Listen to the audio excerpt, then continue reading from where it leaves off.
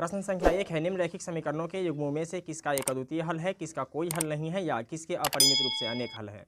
अद्वितीय हल की स्थिति में उसे बृहद्गुणन विधि से ज्ञात कीजिए। देखिए यहाँ प्रश्न दिया हुआ है और इससे हमें ये पता लगाना है कि किसका अद्वितीय हल है, किसका कोई हल नहीं है और किसके अपरिमित रूप से अनेक हल है।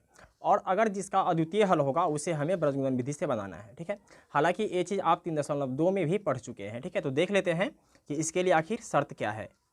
तो यहाँ आप देख सकते हैं a1/a2 बराबर नहीं है b1/b2, तो इसका अद्वितीय हल है। ठीक है, अगर a1/a2 बराबर है b1/b2 और बराबर है c1/c2 यानी तीनों बराबर होगा तो अपरिमित रूप से अनेक हल होगा। ठीक है, अगर a1/a2 बराबर है b1/b2 और बराबर नहीं है c1/c2 तो इसका कोई हल नहीं होगा। ठीक है, और हमें कहा जा रहा है कि अद्वितीय हल की स्थिति में बनाना है, यानी a1/a2 बराबर नहीं होगा b1/b2। इस कंडीशन में हमें क्या करना है, बृहद्गुणन विधि से बनाना है। ठीक है, तो आइए देख लेते हैं कि इसका क्या हल है। ठीक है, तो सबसे पहले जो प्रश्न दिया हुआ है उसे लिख लेते हैं।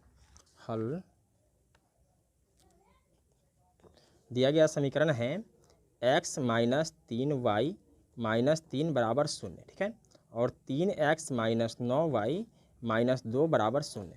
ये समीकरण 1 है और ये समीकरण 2 है। ठीक है, और इस समीकरण 1 और समीकरण 2 का तुलना रैखिक समीकरण के व्यापक रूप से करेंगे। ठीक है, तो लिखेंगे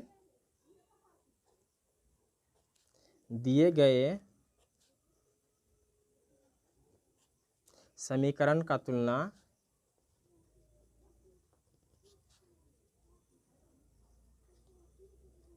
रैखिक समीकरण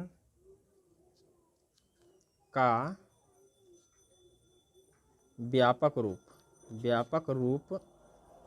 से करने पर।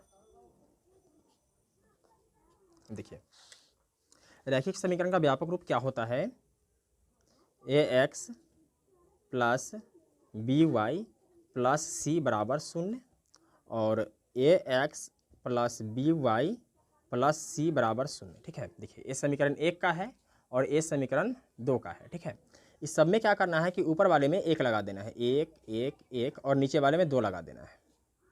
ठीक है, अब यहाँ समझिए, देखिए x के जगह पर क्या है, x है। ठीक है, a1 के जगह पर क्या है, यहाँ कुछ नहीं है तो 1 लिख देंगे। ठीक है, यहाँ क्या है b1y यानी y के जगह पर क्या है, y है और b1 के जगह पर क्या है -3। ठीक है, ये चिन्ह सहित होगा, ध्यान रखिएगा। c1 तो c1 का मान कितना है -3। ठीक है, तो लिख लेते हैं सबसे पहले a1 बराबर b1 बराबर c1। ठीक है, बराबर इसके बाद a2 बराबर b2 बराबर c2 बराबर। ठीक है, अब क्या करेंगे कि इस सब का मान यहाँ से देखकर लिख लेंगे। तो a1 का मान कितना है, 1 है तो 1 लिखेंगे। b1 का मान कितना है -3 तो लिखेंगे -3। c1 का मान कितना है -3। ठीक है, इसके बाद a2 का मान कितना है 3। b2 का मान कितना है -9। c2 का मान कितना है -2। ठीक है, अभी सबका अनुपात निकालेंगे। देखिए a1/a2 बराबर क्या हो जाएगा 1/3। ठीक है, फिर निकालेंगे b1/b2 क्या है -3 और b2 का मान है -9। तो माइनस से माइनस कैंसिल हो जाएगा, 3 एकम 3 3 तिया 9 यानी क्या आया 1/3। ठीक है, इसके बाद निकालेंगे c1/c2।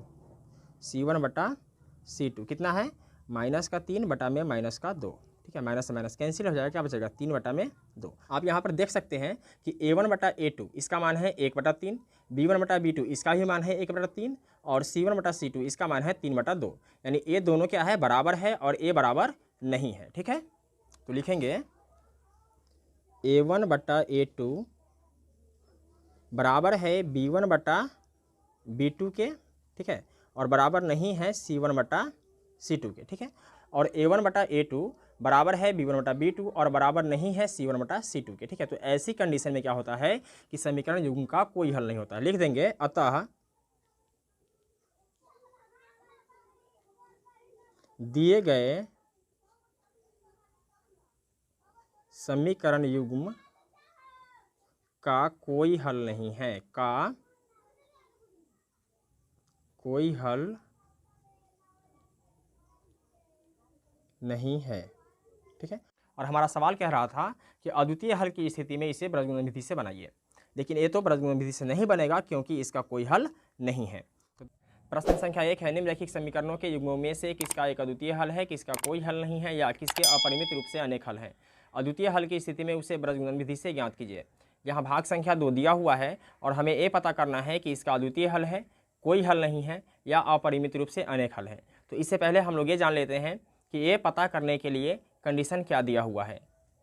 तो यहाँ आप देख सकते हैं a1/a2 बराबर नहीं है b1/b2, तो केवल एक हल होगा, यानी इसका अद्वितीय हल है। अगर a1/a2 बराबर है b1/b2 और बराबर है c1/c2, यानी जब तीनों बराबर होगा तो अपरिमित रूप से अनेक हल है, ठीक है। और अगर a1/a2 बराबर है b1/b2 और बराबर नहीं है c1/c2, ठीक है, तो इसका कोई हल नहीं है। और हमारा सवाल कह रहा था कि अद्वितीय हल की स्थिति में इसे बीजगणित विधि से बनाना है, ठीक है। तो आइए चेक कर लेते हैं कि इस दिए गए समीकरण का हल क्या है। तो लिखेंगे हल, और जो समीकरण दिया हुआ है उसे ही लिख लेते हैं पहले, ठीक है। 2x + y बराबर 5 और है 3x + 2y बराबर 8, ठीक है। अब देखिए इस समीकरण का तुलना क्या करेंगे, रैखिक समीकरण का व्यापक रूप से करेंगे, ठीक है। तो लिखेंगे दिए गए समीकरण का तुलना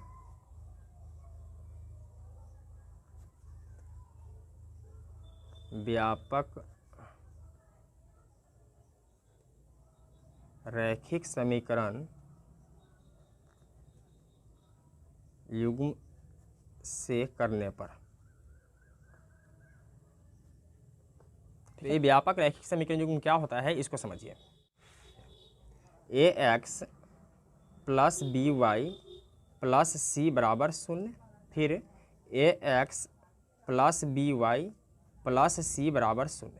ऊपर के सब में एक एक लिखेंगे, जैसे 1 1 1, ठीक है, और नीचे वाले में 2 2 लिखेंगे, ठीक है। अब यहाँ समझिए, और यहाँ बराबर के बाद 0 है और बराबर से पहले 3 पद है, और यहाँ क्या है, बराबर से पहले 2 पद है, यानी बराबर के बाद जो पद है इस पद को भी हमें बराबर से पहले लाना है, ठीक है। तो लिखेंगे 2x + y और बराबर के बाद +5 है, तो क्या करेंगे, बराबर से पहले कर लेंगे, तो क्या हो जाएगा -5।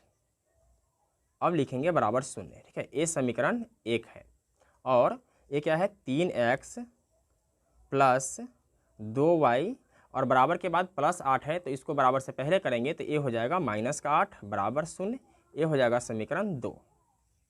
अब यहाँ a1 बराबर b1 बराबर c1 बराबर a2 बराबर b2 बराबर c2 बराबर, देखिए x के जगह पर क्या है, x है, और a1 के जगह पर क्या है, 2 है, ठीक है। तो a1 का मान क्या हो जाएगा, 2, ठीक है। b1 y है, ठीक है, y के जगह पर y है और b1 के जगह पर कुछ नहीं है, तो लिखेंगे 1, ठीक है, और यहाँ भी लिख लेंगे 1। और यहाँ है c1, ठीक है, तो हमें लिखना है c1 का मान, ठीक है। तो c1 का मान क्या है, -5, ये चिन्ह सहित होगा, लिख लेंगे -5। इसके बाद है a2, तो a2 यहाँ है और इसके साथ x लगा हुआ है, तो x के जगह पर x है, ठीक है। तो a2 का मान क्या है, 3। b2 देखिए, b2 की जगह पर क्या है, 2 और y की जगह पर y है, यानी y की जगह पर y है और b2 की जगह पर क्या है, 2 है, तो लिखेंगे 2।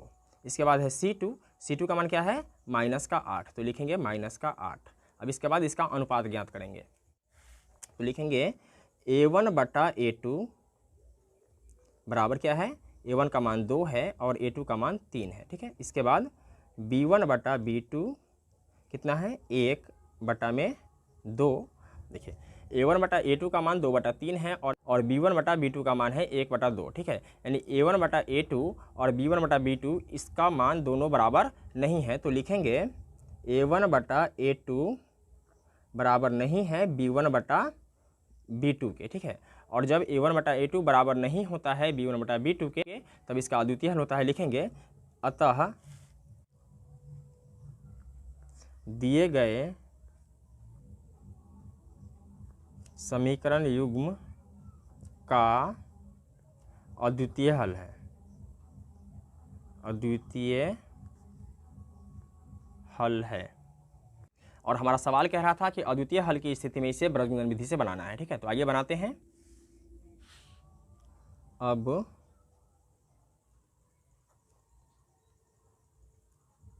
वज्र गुणन विधि से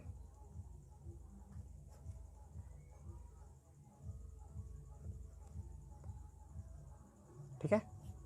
देखिए ब्रजगुणन विधि में क्या होता है कि सबसे पहले लिखते हैं x, ठीक है, इसके बाद y और इसके बाद 1, ठीक है। अब इसके बाद हमें इसमें से मान लिखना होता है, तो हम लोग शुरू करते हैं b1 और b2 से, ठीक है। और इसके बाद एरो इधर आया है, ठीक है, तो c1 c2 लिखेंगे इसके बाद फिर आ जाएंगे a1 a2 पे और पुनः b1 b2 पे आ जाएंगे, ठीक है। तो लिखेंगे b1 b2, इसके बाद क्या है c1 c2, तो लिखेंगे c1 c2, ठीक है। x y को बीच में रखते जाना है। इसके बाद आ जाएंगे a1 a2 पे और फिर आ जाएंगे b1 b2 पे, b1 b2, ठीक है। इसके बाद क्रॉस गुना करते हैं, इसका गुना इससे करते हैं और इसका गुना इससे करते हैं, ठीक है। इसका गुना इससे करते हैं और इसका गुना इससे करते हैं, फिर इसका गुना इससे और इसका गुना इससे, ठीक है। देखिए x, ठीक है, बटा देंगे c2, तो लिखेंगे b1 गुने c2, ठीक है, और बीच में माइनस का साइन होता है, ध्यान रखिएगा। घेरेंगे इसको, इसके बाद है b2 c1, तो लिखेंगे b2 गुने c1, ठीक है, बराबर का साइन देंगे। इसके बाद क्या है y, तो लिखेंगे y बटा क्या है c1 a2, तो लिखेंगे c1 गुने a2, माइनस का साइन देंगे। इसके बाद क्या है c2 गुने a1, तो लिखेंगे c2 गुने a1, बराबर का साइन देंगे। इसके बाद क्या है a1 b2, तो लिखेंगे एक a1 गुने b2 माइनस a2 गुने b1, तो लिखेंगे a2 गुने b1। इस मान को यहाँ लिखना है, ठीक है।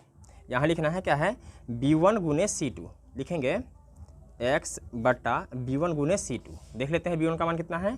b1 का मान है 1 और c2 का मान है -8, तो लिखेंगे 1 गुने -8, ठीक है। और इस माइनस के साइन को यहाँ लिखेंगे।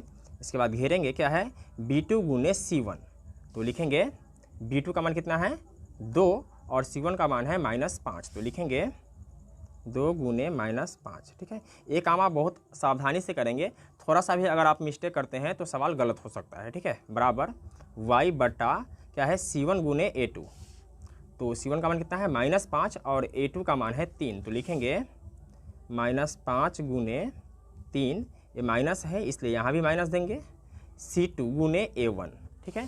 देखिए c2 का मान कितना है -8 और a1 का मान है 2, तो -8 गुने 2, फिर बराबर देंगे 1 बटा a1 गुने b2।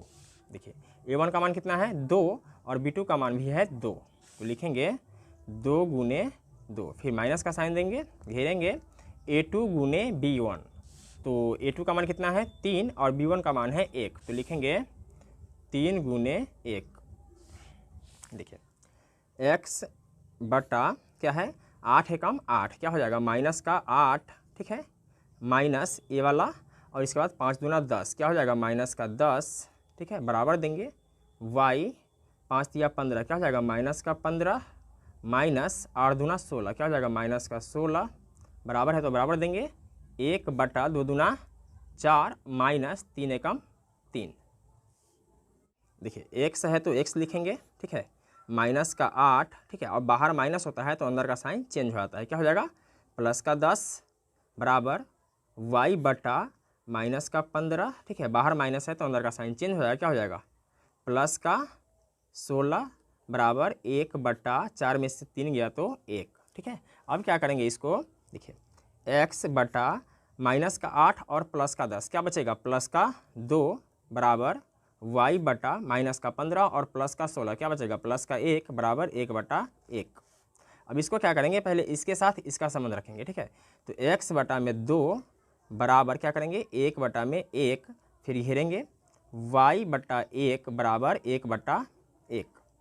देखिए x एकम x, यहाँ क्रॉस गुना करेंगे, x एकम x बराबर 2 एकम 2 और यहाँ करेंगे y एकम y बराबर 1 एकम 1, ठीक है। यही फाइनल क्या हो जाएगा x और y का मान हो जाएगा, ठीक है।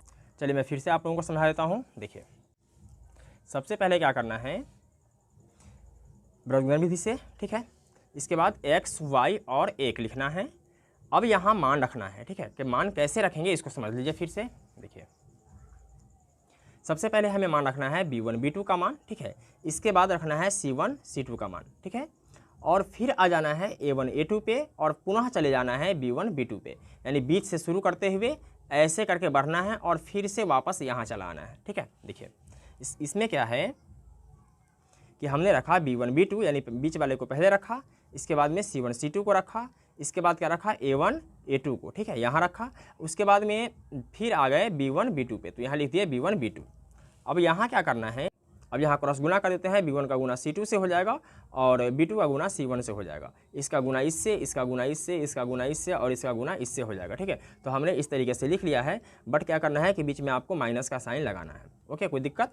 चलिए नहीं, अब आगे बढ़ते हैं। देखिए अब आपको बहुत ही सावधानी के साथ इस मान को रखना है जो मान हमने पहले से निकाला हुआ है। ठीक है, जैसे कि A मान हमने पहले से निकाला हुआ है, इस मान को बारी बारी से क्या करना है, बहुत ही सावधानी से यहाँ रखते जाना है। ठीक है, और A मान जब हम रख देते हैं तब क्या करते हैं, इसका गुना कर लेते हैं और अंदर वाले का गुना कर लेते हैं, इसका गुना करते हैं, इसका गुना करते हैं। ठीक है, और क्या करते हैं कि इसके गुना में से इसके गुना को घटा देते हैं। ठीक है, कोई दिक्कत नहीं।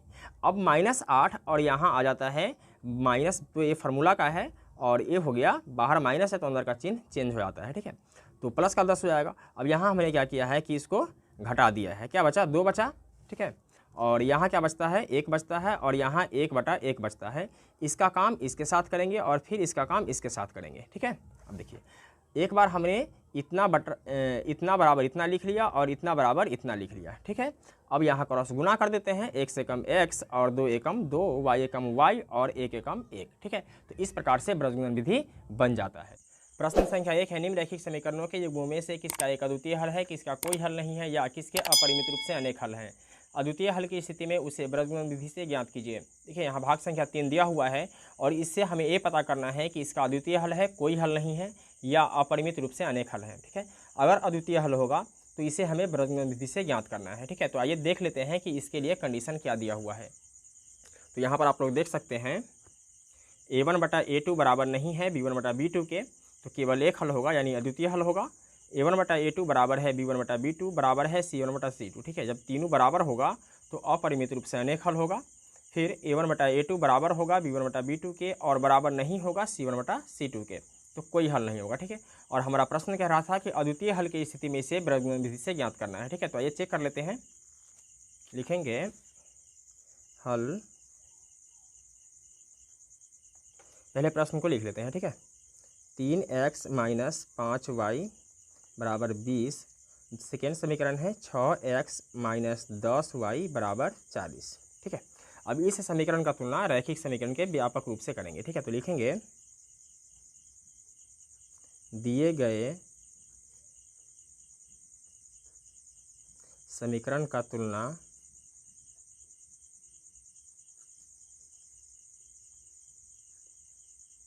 रैखिक समीकरण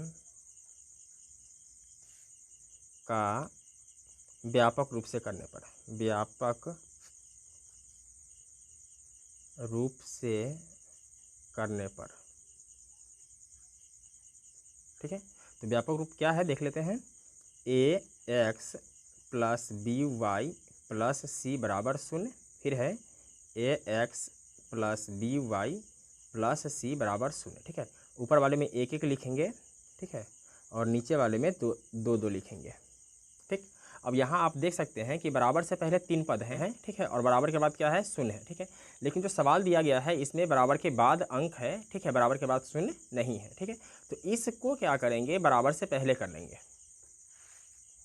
क्या है, 3x - 5y। ठीक है, और बराबर के बाद 20 है तो इसको बराबर से पहले करेंगे तो क्या हो जाएगा, तो प्लस का 20 है तो क्या हो जाएगा, माइनस का 20। इसको मानेंगे समीकरण 1। ठीक है, सेकेंड समीकरण है 6x - 10y बराबर के बाद +40 है, बराबर से पहले क्या हो जाएगा, माइनस का 40। ठीक है, साइन चेंज हो जाता है। अब यहाँ क्या करेंगे, a1 b1 c1 का मान निकालेंगे। ठीक है, तो a1 बराबर b1 बराबर c1 बराबर a2 बराबर b2 बराबर c2 बराबर। ठीक है, अब यहाँ a1 x है। ठीक है, तो x की जगह क्या है, x है, तो a1 का मान क्या है, 3 हो जाएगा। ठीक, यहाँ क्या है, b1। ठीक है, आप यहाँ देख सकते हैं b1 y है और y के जगह y है, तो b1 का मान क्या होगा, -5। ठीक है, इस साइन के साथ हो जाएगा -5। ठीक है, c1 का मान क्या है, -20। इसी प्रकार a2, देखिए a2 x है, x के जगह x है, a2 का मान क्या हो जाएगा, 6।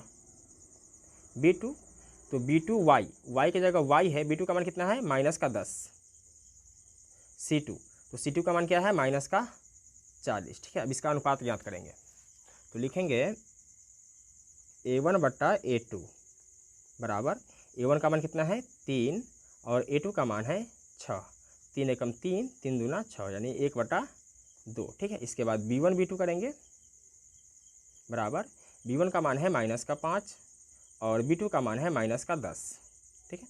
माइनस से माइनस कैंसिल हो जाएगा, 5 एकम 5, 5 दूना 10, यानी 1/2। इसके बाद C1 C2 करेंगे, C1 C2, ठीक है। तो C1 का मान कितना है माइनस का 20 और C2 का मान है माइनस का 40, ठीक है। माइनस से माइनस कैंसिल हो जाएगा, 20 एकम 20, 20 दूना 40, यानी 1/2, ठीक है। यहाँ A1 बट्टा A2 कितना है 1/2, B1 बट्टा B2 का मान भी 1/2 है और C1 बट्टा C2 का मान भी 1/2 है, यानी तीनों पद बराबर है। तो लिखेंगे अतः A1 बट्टा A2 बराबर है B1 बट्टा B2 के और बराबर है C1 बट्टा C2 के, ठीक है। जब तीनों बराबर होता है तो अपरिमित रूप से अनेक हल होता है। तो लिखेंगे इसलिए समीकरण का अपरिमित रूप से अनेक हल है। देखिए हम लोग फिर से समझ लेते हैं। देखिए सबसे पहले हम लोगों ने क्या किया है, जो समीकरण दिया हुआ था उसको लिख लिया है। इसके बाद इस समीकरण का तुलना रैखिक समीकरण के व्यापक रूप से किए हैं, ठीक है। तो A1x B1y प्लस C1 बराबर 0, A2x plus B2y plus C2 बराबर 0, ठीक है। अब इसको क्या करना है कि इसके रूप में लिखना है। इसके रूप का मतलब ये है कि बराबर के बाद क्या है 0 लगा हुआ है, तो इसको क्या करेंगे कि इसमें भी बराबर के बाद 0 लगाएंगे, ठीक है। और बराबर के बाद जो संख्या है उस संख्या को बराबर से पहले कर लेंगे, ओके। तो यहाँ हमने कर लिया इसको। इसके बाद इसमें से A1 B1 C1, A2 B2 C2, ठीक है, इसका मान यहाँ से खोज कर लिख लेना है, ठीक है। और बहुत ही सिंपल है। देखिए A1x, तो x की जगह x है तो A1 का मान क्या हो जाएगा 3 हो जाएगा। B1y, तो y की जगह y है तो B1 का मान क्या हो जाएगा माइनस का 5 हो जाएगा, ठीक है। इस प्रकार हम लिख लिए। इसके बाद क्या करेंगे, इसका अनुपात ज्ञात करेंगे। तो A1 बटा A2 बराबर क्या है 1/2, B1 बटा B2 बराबर 1/2 आ गया, ठीक है। और C1 बटा C2 भी 1/2 आ गया। जब तीनों पद बराबर हो जाता है तो इस समीकरण का अपरिमित रूप से अनेक हल हो जाता है। प्रश्न संख्या 1 है, निम्नलिखित समीकरणों के युग्मों में से किसका एक अद्वितीय हल है, किसका कोई हल नहीं है या किसके अपरिमित रूप से अनेक हल है। अद्वितीय हल की स्थिति में उसे वृत्त विधि से ज्ञात कीजिए। यहाँ भाग संख्या 4 दिया हुआ है और इस प्रश्न से हमें ये पता करना है कि इसका अद्वितीय हल है, कोई हल नहीं है या अपरिमित रूप से अनेक हल है, ठीक है। तो आइए देख लेते हैं कि इसके लिए आखिर कंडीशन क्या दिया हुआ है। तो यहाँ पर आप लोग देख सकते हैं A1 बटा A2 बराबर नहीं है B1 बटा B2 के, तो केवल एक हल है यानी अद्वितीय हल है। A1 बटा A2 बराबर है B1 बटा B2 और बराबर है C1 बटा C2। जब तीनों बराबर होगा तो अपरिमित रूप से अनेक हल होगा, ठीक है। A1 बटा A2 बराबर है B1 बटा B2 और बराबर नहीं है C1 बटा C2, तो कोई हल नहीं है। और हमारा सवाल कह रहा था कि अद्वितीय हल की स्थिति में इसे वृत्त विधि से बनाना है, ठीक है। तो अद्वितीय हल के लिए कंडीशन वही है A1 बटा A2 बराबर नहीं है B1 बटा B2 के, ठीक है। तो आइए देख लेते हैं कि हमारे पास जो सवाल है उसका हल क्या होता है। लिखेंगे हल, ये जो प्रश्न है इसको पहले लिख लेते हैं।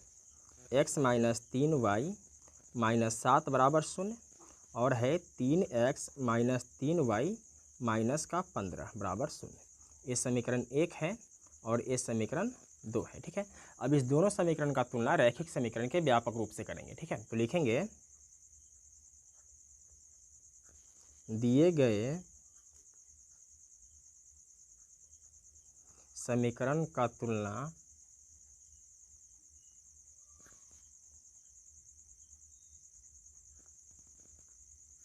रैखिक समीकरण का व्यापक रूप से करने पर, ठीक है। तो रैखिक समीकरण का व्यापक रूप क्या होता है, ax plus by plus c बराबर 0, ठीक है। और ax plus by plus c बराबर 0, ठीक है। देखिए ऊपर वाले सब में 1 1 लिखेंगे, 1 1 1 और नीचे वाले में 2 2 लिखेंगे, ठीक है। देखिए ये समीकरण 1 के लिए है और ये समीकरण 2 के लिए है, ठीक है। यहाँ देखना ये है कि बराबर के बाद शून्य है या नहीं, ठीक है। अगर बराबर के बाद शून्य नहीं है तो हमें इस दिए गए समीकरण को इस रूप में लिख लेना होता है, ठीक है। तो यहाँ तो पहले से ही लिखा हुआ है, बराबर से पहले 3 पद है, बराबर के बाद शून्य है, और यहाँ भी बराबर से पहले 3 पद है और बराबर के बाद शून्य है, ठीक है। तो यहाँ हमें मान निकालना है a1 b1 c1 a2 b2 c2 का। तो लिखेंगे a1 बराबर b1 बराबर c1 बराबर, इसके बाद a2 बराबर b2 बराबर c2 बराबर। अब यहाँ पर आपको ये देखना है कि यहाँ x है तो यहाँ भी x है, ठीक है, और a1 के जगह पर कुछ नहीं है, ठीक है, तो 1 लिख दीजिएगा, ठीक है, और यहाँ भी 1 लिख देंगे। इसके बाद है b1 y, तो y के जगह पर क्या है, y है, और b1 के जगह पर क्या है, -3, तो लिखेंगे -3, ठीक है, ये चिन्ह के साथ होगा। उसके बाद c1 का मान है, तो c1 के जगह पर क्या है, -7, तो लिखेंगे -7। इसके बाद a2, देखिए a2 x है, x के जगह पर x है, a2 का मान क्या है 3, तो लिखेंगे 3। b2 y है, y की जगह पर y है, b2 की जगह पर क्या है -3, तो लिखेंगे -3। c2 की जगह पर क्या है -15, तो लिखेंगे -15, ठीक है। इसके बाद इसका अनुपात निकालेंगे, लिखेंगे a1 बटा a2 बराबर क्या है 1/3। इसके बाद b1 बटा b2 क्या है -3 बटा -3, माइनस से माइनस कैंसिल हो जाएगा, 3 एकम 3, ठीक है, क्या आया 1। तो यहाँ a1 बटा a2 बराबर है 1/3 और b1 बटा b2 बराबर है 1, ठीक है, यानी a1 बटा a2 बराबर नहीं है b1 बटा b2 के, ठीक है। अगर बराबर नहीं है, ठीक है, तो आप यहाँ तक निकाल के छोड़ सकते हैं, ठीक है, ये निकालने की ज़रूरत नहीं है। अगर आप चाहें तो निकाल भी सकते हैं। c1 बटा c2 बराबर क्या है -7 बटा में -15, माइनस से माइनस कैंसिल हो जाएगा, क्या बचेगा 7/15, ठीक है। तो लिखेंगे a1 बटा a2 बराबर नहीं है b1 बटा b2 के, ठीक है। देखिए जब a1 बटा a2 बराबर नहीं होता है b1 बटा b2 के, तो इस समीकरण का क्या होगा, अद्वितीय हल होगा। तो लिख देंगे अतः दिए गए समीकरण युग्म का अद्वितीय हल है, अद्वितीय हल है, ठीक है। और हमारा सवाल कह रहा था कि अद्वितीय हल की स्थिति में इसे ब्रजगुणन विधि से बनाना है, ठीक है। तो आइए ब्रजगुणन विधि से बनाते हैं। वज्र गुणन विधि से, गुणन विधि, ठीक है। देखिए इस विधि में क्या होता है कि पहले x का मान लिखते हैं, इसके बाद y का मान लिखते हैं और इसके बाद 1 लिखते हैं, ठीक है। अब इसके बाद इस बीच बीच में लिखना है, ठीक है। देखिए शुरू कहाँ से करेंगे, ये क्या है b1 b2, ठीक है, शुरुआत यहाँ से करेंगे। इसके बाद लिखेंगे c1 c2, ठीक है। इसके बाद यहाँ आ जाएंगे पुनः a1 a2 पे, ठीक है, इसको लिखेंगे। इसके बाद फिर से चले जाएंगे b1 b2 पे, ठीक है। देखिए b1 b2 पहले लिखेंगे, b1 b2, इसके बाद c1 c2, इसके बाद क्या है a1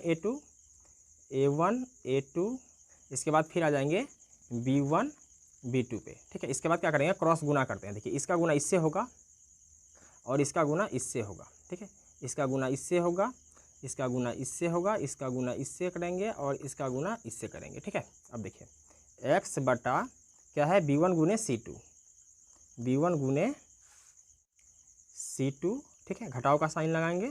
इसके बाद क्या है b2 गुने c1, यानी घेरेंगे इसको b2 गुने c1, ठीक है, फिर बराबर देंगे, y लिखेंगे, बटा देंगे क्या है c1 गुने a2, c1 गुने a2, फिर घटाव का साइन देंगे c2 गुने a1, c2 गुने a1, ठीक है, फिर बराबर देंगे 1 लिखेंगे, बटा देंगे a1 गुने b2, तो a1 गुने b2, घटाव का साइन देंगे। इसके बाद a2 गुने b1, यानी a2 गुने b1। अब इसमें हमें मान लिखना है, ठीक है, इसमें से देखकर लिखना है, ठीक है, क्या है b1 गुने c2, ठीक है। तो यहाँ देख लेते हैं b1 गुने c2 का मान क्या है, b1 का मान है -3 और c2 का मान है -15, तो लिखेंगे x बटा -3 गुने -15, ठीक है, घटाव का साइन लगाएंगे। इसके बाद है b2 गुने c1, देख लेते हैं b2 का मान है -3 और c1 का मान है -7, यानी -3 गुने -7, ठीक है, फिर बराबर लिखेंगे y बटा c1 गुने a2, देख लेते हैं। देखिए C1 का मान क्या है -7 और A2 का मान है 3, यानी -7 गुने 3 लिखेंगे, -7 गुने 3। फिर घटाव का साइन लगाएंगे। इसके बाद है C2 गुने A1। देखिए C2 का मान क्या है -15 और A1 का मान है 1, तो लिखेंगे -15 गुने 1, फिर बराबर देंगे 1 लिखेंगे। इसके बाद A1 गुने B2, A1 का मान कितना है 1 और B2 का मान है -3, तो 1 गुने -3, ठीक है। फिर घटाव देंगे A2 गुने B1, तो A2 का मान कितना है 3 और B1 का मान है -3, तो 3 गुने -3, ठीक है। इसके बाद इसको गुना करके और इसको गुना करके इसके गुना में से इसके गुना को घटा देंगे। देखिए क्या है माइनस माइनस ये हो जाएगा x बटा माइनस माइनस प्लस और 15 तिया 45, ठीक है। बाहर माइनस लगाएंगे, माइनस माइनस प्लस, ठीक है, और 7 तिया 21 बराबर देंगे y बटा क्या है माइनस प्लस माइनस 7 तिया 21 माइनस देंगे, ठीक है। 15 एकम 15 यानी माइनस का 15, ठीक है। फिर बराबर देंगे 1 बटा प्लस माइनस माइनस 3 एकम 3 माइनस, ठीक है, और प्लस माइनस माइनस 3 तिया 9। देखिए क्या है x बटा और माइनस का 21 है, तो क्या बचेगा प्लस का 24, ठीक है, बराबर y बटा माइनस का 21, ठीक है, और बाहर माइनस रहता है तो अंदर का चिन्ह बदल जाता है, क्या हो जाएगा प्लस हो जाएगा, ठीक है। तो -21 और प्लस का 15 क्या बचेगा माइनस का 6 बराबर 1 बटा माइनस का 3 है, ठीक है, और बाहर माइनस है इसलिए अंदर का चाहे साइन चेंज हो जाएगा, तो क्या हो जाएगा प्लस का 9, तो माइनस का 3 और प्लस का 9 क्या बचेगा प्लस का 6। इसके बाद इसके साथ इसको लिखेंगे x बटा 24 बराबर क्या है 1 बटा 6, ठीक है। इसके बाद y बटा क्या है माइनस का 6 बराबर 1 बटा 6, ठीक है। इस दोनों के साथ लिखेंगे इसको। इसके बाद क्रॉस गुना कर देंगे, 6 में x से गुना करेंगे क्या हो जाएगा 6x बराबर 24 से कम 24, ठीक है। और यहाँ करेंगे 6 में y से गुना क्या हो जाएगा 6y बराबर -6 एकम -6। अब x बराबर क्या हो जाएगा 24 ऊपर चला जाएगा और 6 नीचे आ जाएगा, ठीक है। 6 चौक 24 और y बराबर क्या हो जाएगा -6 ऊपर चला जाएगा और ये 6 नीचे आ जाएगा, 6 एकम 6 क्या आया x बराबर क्या आया 4 और y बराबर क्या आया -1, ठीक है। यही फाइनल क्या होता है आंसर होता है। प्रश्न संख्या 2 का पहला भाग है ए और बी के किन मानों के लिए निम्नलिखित समीकरणों के युग्म के अपरिमित रूप से अनेक हल होंगे। यहाँ समीकरण 1 और समीकरण 2 दिया हुआ है और इस समीकरण 1 और समीकरण 2 से हमें ए और बी का मान निकालना है, ठीक है। और कंडीशन ये है कि अपरिमित रूप से अनेक हल होंगे। तो अपरिमित रूप से अनेक हल होने के लिए कंडीशन क्या है कि A1 बटा A2 बराबर होता है B1 बटा B2 और बराबर होता है C1 बटा C2, ठीक है। तो लिखेंगे हल। सबसे पहले जो समीकरण दिया हुआ है उसको लिख लेते हैं 2x प्लस 3y बराबर 7 और समीकरण 2 है a minus B X plus a plus B Y बराबर 3a प्लस b माइनस 2, ठीक है। ये समीकरण 1 है और ये समीकरण 2 है, ठीक है। अब समीकरण 1 और समीकरण 2 का तुलना रैखिक समीकरण के व्यापक रूप से करेंगे, ठीक है। तो लिखेंगे दिए गए समीकरण का तुलना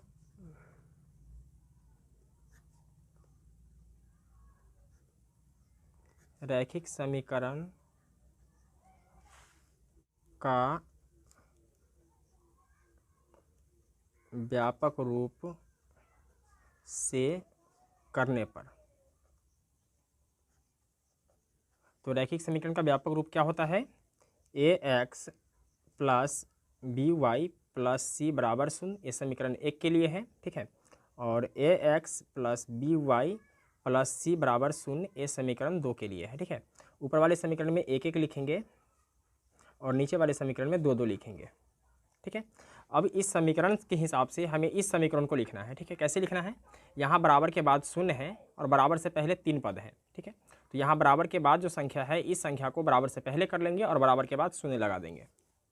तो लिखेंगे 2x प्लस 3y, ठीक है। बराबर के बाद प्लस 7 है तो बराबर से पहले क्या हो जाएगा -7, क्योंकि साइन चेंज हो जाता है, ठीक है, बराबर 0। अब ये समीकरण 1 होगा, ठीक है। इसके बाद क्या है a माइनस बी एक्स, तो लिखेंगे a minus B X plus A plus B Y, ठीक है। और बराबर के बाद जो ये संख्या है इसको बराबर से पहले कर लेंगे, ठीक है। तो लिखेंगे -3a प्लस बी माइनस 2, ठीक है, बराबर 0। ये हो जाएगा समीकरण 2। अब इससे हमें a1 b1 c1 a2 b2 c2 का मान लिखना है। तो लिखेंगे a1 बराबर b1 बराबर c1 बराबर, ठीक है, a2 बराबर b2 बराबर c2 बराबर। देखिए a1 x है, ठीक है, तो x के जगह पर x है, तो a1 की जगह पर क्या है 2, b1 तो b1 y है, y के जगह पर y है, b1 का मान क्या हो जाएगा 3, ठीक है। c1 तो c1 की जगह पर क्या है -7। इसके बाद a2 का मान लिखना है, तो यहाँ है a2x, ठीक है, तो x के जगह पर x हो जाएगा, a2 का मान क्या हो जाएगा a - b, ठीक है। b2 देखिए b2 y के जगह पर क्या है y है, तो b2 का मान क्या हो जाएगा a + b, ठीक है। इसके बाद क्या है c2 का मान क्या है देख लेते हैं, -3a + b - 2। अब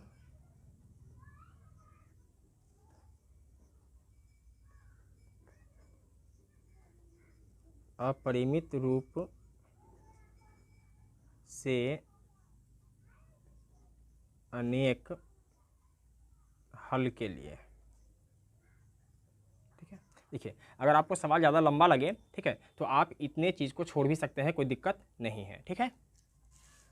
तो अपरिमित रूप से अनेक हल के लिए कंडीशन ये है a1 बटा a2 बराबर है b1 बटा b2 और बराबर है c1 बटा c2, ठीक है। जब तीनों बराबर होता है तो अपरिमित रूप से अनेक हल होता है, ठीक है।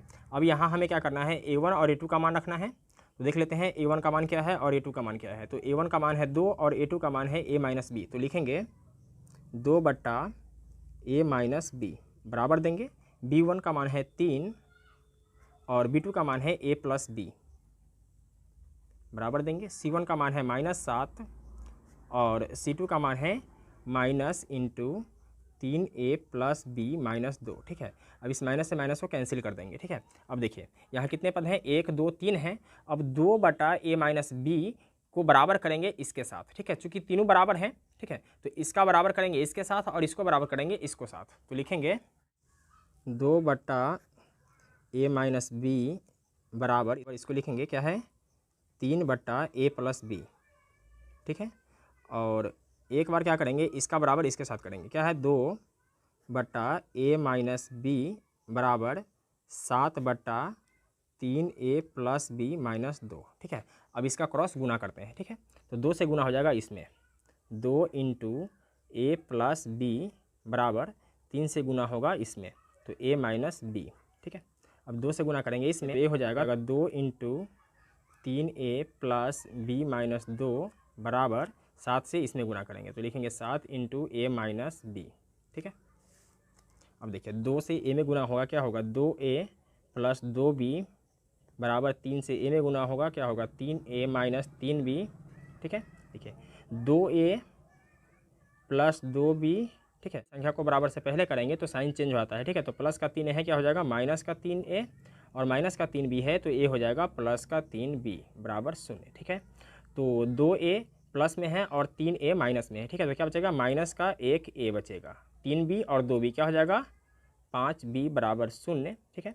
तो -a बराबर प्लस का 5b जब बराबर के इस तरफ आएगा तो a हो जाएगा -5b, ठीक है। देखिए माइनस से माइनस कैंसिल हो जाएगा, तो a बराबर क्या है 5b, ठीक है। इसको मान लेंगे समीकरण 1। अब इधर सॉल्व करेंगे, 3 दूना क्या हो जाएगा 6a + 2b - 2 दूना 4 बराबर 7a - 7b, ठीक है। 6a + 2b - 4, अब बराबर के बाद वाले संख्या को बराबर से पहले करेंगे तो साइन चेंज होता है, प्लस का 7a हो जाएगा -7a और माइनस का 7b हो जाएगा +7b, ठीक है, बराबर 0। अब देखिए a वालों का काम a वाले के साथ करेंगे, b का काम b वालों के साथ करेंगे, ठीक है। तो प्लस का 6a है और माइनस का 7a है, तो क्या बचेगा -1a, 7b और 2b क्या हो जाएगा 9b - 4 बराबर 0, ठीक है। अब देखिए अब a के मान को अब यहाँ मान लेते हैं, चलो इसको 2, ठीक है। अब a के मान को समीकरण 2 में रखेंगे, लिखेंगे a का मान समीकरण 2 में रखने पर, 2 में रखने पर, ठीक है।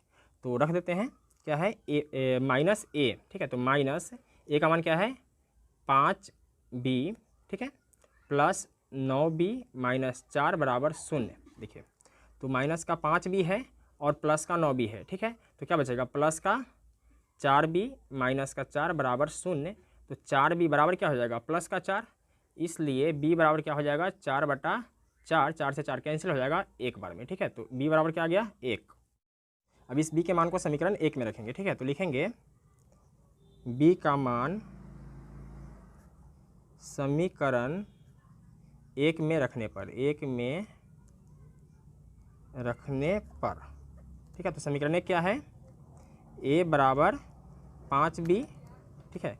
तो a बराबर 5 गुने b का मान क्या है 1, यानी a बराबर क्या आया 5, ठीक है।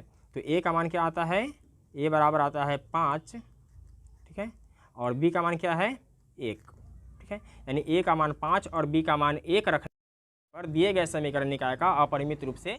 प्रश्न संख्या 2 का दूसरा भाग है के किस मान के लिए निम्नलिखित समीकरणों के युग्म का कोई हल नहीं है। यहाँ समीकरण 1 और समीकरण 2 दिया हुआ है और इन दोनों समीकरण को सॉल्व करके हमें के का मान ज्ञात करना है और कंडीशन ये है कि समीकरणों के युग्म का कोई हल नहीं है। तो लिखेंगे हल, और सबसे पहले जो समीकरण हमें दिया हुआ है उसको लिख लेते हैं।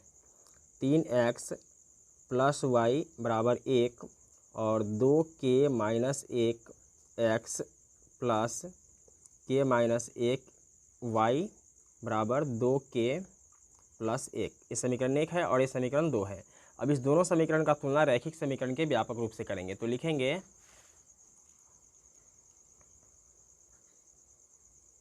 दिए गए समीकरण का तुलना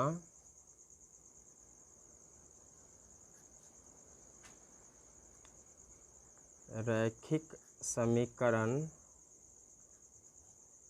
का व्यापक रूप से करने पर, व्यापक रूप से करने पर, ठीक है। तो रैखिक समीकरण का व्यापक रूप क्या होता है ax plus by plus c बराबर 0, फिर ax plus by plus c बराबर 0, ठीक है। ऊपर वाले समीकरण में 1 1 लिखेंगे और नीचे वाले में 2 2 लिखेंगे, ठीक है। अब देखिए ये जो समीकरण हमें दिया गया है इस समीकरण को इस रूप में लिखना है, यानी बराबर के बाद 0 लगाना है और बराबर से पहले 3 पद को रखना है, ठीक है। तो इस पद को बराबर से पहले कर लेंगे और बराबर के बाद 0 लगाएंगे, ठीक है। तो लिखेंगे 3x प्लस वाई और बराबर के बाद प्लस 1 है तो बराबर से पहले आएगा क्या हो जाएगा माइनस का 1 बराबर 0, ये हो जाएगा समीकरण 1। फिर है 2k minus 1 x plus k minus 1 y, ठीक है। और बराबर के बाद है 2k प्लस 1, तो इसको लिखेंगे माइनस 2k प्लस 1 बराबर 0, ये हो जाएगा समीकरण 2, ठीक है। अब इसमें a1 b1 c1 का मान लिखना है। तो लिखेंगे a1 बराबर b1 बराबर c1 बराबर, ठीक है। इसके बाद a2 बराबर b2 बराबर c2 बराबर। अब देखिए यहाँ है a1x, ठीक है। तो x के जगह x लगा है तो a1 का मान क्या हो जाएगा 3 हो जाएगा, तो लिखेंगे 3। इसके बाद b1 y है, y के जगह y लगा है, ठीक है।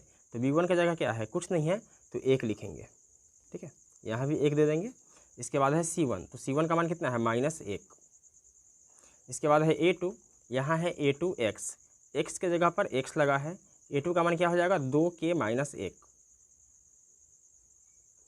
इसके बाद है b2, यहाँ है b2y, y के जगह y लगा है तो b2 का मान क्या हो जाएगा k माइनस 1, यानी इसका जो गुणांक है वही मान हो जाएगा k माइनस 1।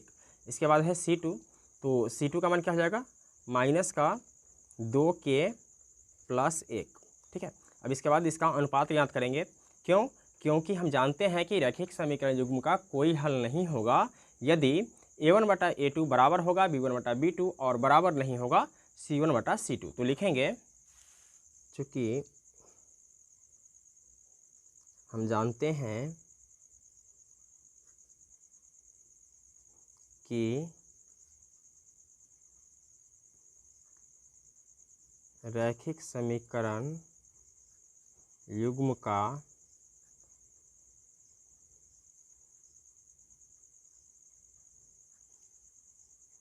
कोई हल नहीं होगा यदि a1/a2 बराबर होगा b1/b2 के और बराबर नहीं होगा c1/c2 के। तो यहाँ a1 का मान क्या है 3 है और a2 का मान क्या है 2k-1 बराबर देंगे b1 का मान क्या है 1 और b2 का मान है k-1 बराबर नहीं है c1/c2। तो c1 का मान कितना है -1/c2 का मान है -2k+1। ठीक है, माइनस से माइनस कैंसिल हो जाएगा। ठीक है, अब इसके बाद इसको 2 पार्ट करेंगे। अब एक बार इसको लिखेंगे 3/2k-1 बराबर 1/k-1। ठीक है, अब एक बार इसको लिखेंगे 1/k-1 बराबर नहीं है 1/2k+1। देखिए ये बराबर नहीं है इसलिए इसको यहीं पे छोड़ देंगे। ठीक है, इसका काम करेंगे। अब यहाँ क्रॉस गुना करेंगे तो देखिए 3 से गुना होगा इसमें k-1 में बराबर 1 से गुना होगा 2k-1 को अगर हम 1 से गुना करते हैं तो इतना ही आ जाएगा 2k-1 क्या हो जाएगा ये 3k-3 3 बराबर 2k-1। तो 3k-3 बराबर के बाद है प्लस का 2k तो बराबर से पहले होगा क्या हो जाएगा -2k और -1 को जब हम बराबर से पहले करेंगे तो ये हो जाएगा +1 बराबर 0। इसके बाद देखिए 3k में से 2k घटेगा तो क्या बचेगा 1k। ठीक है, -3 +1 तो क्या बचेगा -2 बराबर 0 यानी k बराबर क्या हो जाएगा 2 हो जाएगा। इसलिए k बराबर 2 के लिए 1/k-1 बराबर नहीं होगा 1/2k+1 के। ठीक है, तो प्रश्न संख्या 3 है निम्नलिखित समीकरणों के युग्म को प्रतिस्थापन एवं प्रज्वलन विधियों से हल कीजिए। किस विधि को आप अधिक उपयुक्त मानते हैं। यहाँ समीकरण 1 और समीकरण 2 दिया हुआ है और इस सवाल को हमें प्रतिस्थापन विधि और प्रज्वलन विधि दोनों विधियों से बनाना है और साथ ही ये भी बताना है कि कौन सी विधि अधिक उपयुक्त है। तो लिखेंगे हल और सबसे पहले हम लोग बनाएंगे प्रतिस्थापन विधि से। ठीक है, प्रतिस्थापन विधि। ठीक है, सवाल है मेरे पास 8x + 5y बराबर 9। ठीक है, ये समीकरण 1 है और 3x + 2y बराबर 4। 3x + 2y बराबर 4 ये है समीकरण 2। ठीक है, देखिए प्रतिस्थापन विधि में क्या होता है समीकरण 1 से हमें xy का मान निकालना होता है या फिर समीकरण 2 से हमें xy का मान निकालना होता है। ठीक है, अगर 1 से निकालेंगे तो उस मान को समीकरण 2 में रखेंगे और 2 से निकालेंगे तो उस मान को समीकरण 1 में रखेंगे। ठीक है, तो यहाँ हम लोग समीकरण 1 से आगे बढ़ेंगे। ठीक है, समीकरण 1 से तो समीकरण 1 है मेरे पास 8x + 5y बराबर 9। तो 5y बराबर क्या हो जाएगा इसको पहले लिखेंगे 9 को। ठीक है, और प्लस का 8x जब बराबर के इस तरफ आएगा तो ये हो जाएगा -8x। इसलिए y बराबर 9 - 8x बटा में 5। ठीक है, ये हो जाएगा समीकरण 3। अब y के मान को समीकरण 2 में रखेंगे। लिखेंगे y का मान समीकरण 2 में रखने पर। ठीक है, तो समीकरण 2 क्या है 3x + 2y बराबर 4। 3x + 2y बराबर 4। ठीक है, तो 3x + 2 गुने y का मान है 9 - 8x बटा 5। 9 - 8x बटा 5 बराबर 4। देखिए यहाँ ये नहीं कटेगा तो इसका गुना ऊपर से हो जाएगा। तो लिखेंगे 3x + 9 दूना 18। ठीक है, -8 दूना 16 x है तो x लगा देंगे। ठीक है, बटा में 5 बराबर 4। यहाँ 1 मान लेंगे। ठीक है, अब यहाँ बटा का जोड़ बना देंगे। ठीक है, तो 1 और 5 का एलसीएम निकालेंगे क्या होगा 5 ही होगा। 5 में 1 से भाग देंगे तो 5 5 दिया 15 x + 18 - 16x बराबर 4। अब देखिए प्लस का 15x और माइनस का 16x, तो क्या बचेगा माइनस का 1x, ठीक है, प्लस का 18 और बराबर देंगे और इसके बाद में 5 चौका 20, ठीक है। तो माइनस का x बराबर, इसको पहले लिखेंगे और प्लस का 18 जब इधर आ जाएगा तो ये हो जाएगा माइनस का 18।